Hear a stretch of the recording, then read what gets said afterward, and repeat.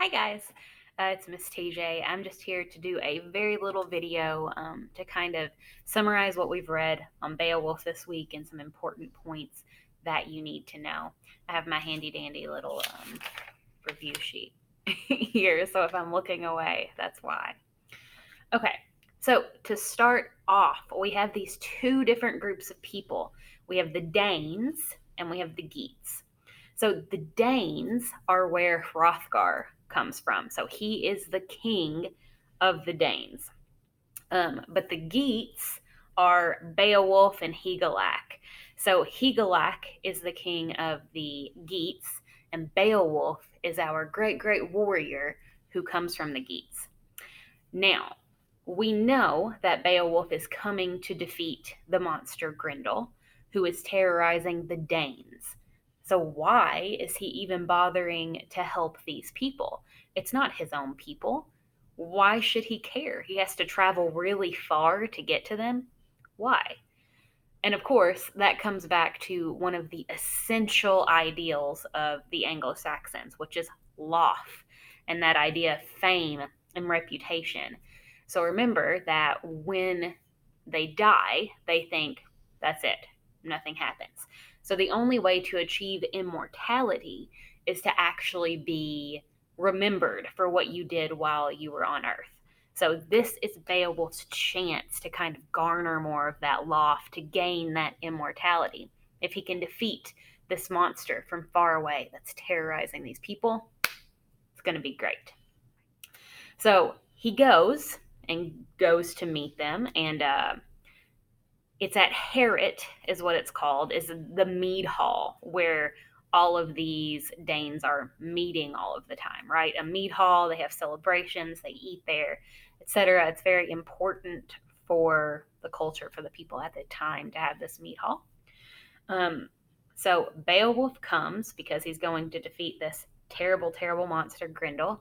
I had a question on the Google form about it, but it said twice in the epic that Grendel is a descendant of Cain, which of course just kind of instills in the reader that this guy is very evil. Cain's a murderer, Grendel's a murderer, like the original evil of all the world, essentially. So yeah, Beowulf is this insanely great warrior. He already has lists and lists and lists of accomplishments, monsters he's vanquished, places he's traveled, battles he's won, etc. So, of course, that fits the characteristics of an epic hero, traveling across vast places, etc. Being so courageous and feeling like, well, if I'm going into battle, I'm doing it to the death because, I mean, what else is there? You have to be this courageous, very cool hero in order to be important at the time. So, of course, he boasts that he's going to fight Grendel hand to hand because Grendel does not use weapons. So, Beowulf will not use weapons, even though Grendel is a terrifying monster. You can see these different depictions of Grendel. He's not a very nice looking guy, as you can see. Kind of gross. And on that note, you can also see here like what Beowulf often looks like, which is literally just this cool Scandinavian warrior guy. Yeah, get on Beowulf. Okay, so he fights Grendel. He wins against Grendel, and he takes Grendel's arm with him, rips it right off, and that's essentially his prize. Like, here's the proof I killed this monster.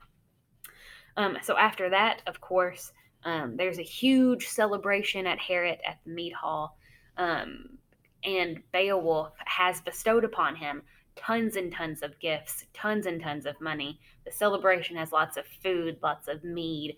Everybody's really, really, really happy. But should they be? Dun, dun, dun. You'll find out as you read next week. So the last thing I'm going to leave you with is that throughout this whole epic, there's mention of people telling stories, people singing songs about all of these interesting things, battles, important things that have happened before. And I ask you on the Google forms, like, why is this so important? Why do they keep mentioning it? And at the time, when it was actually being told as an oral history and not a book, that's how you learned history. That's how you had entertainment. Um, those were your only real choices. We didn't have movies or books or things like that. Um, but not only that, also it ties back into that idea of loss as well.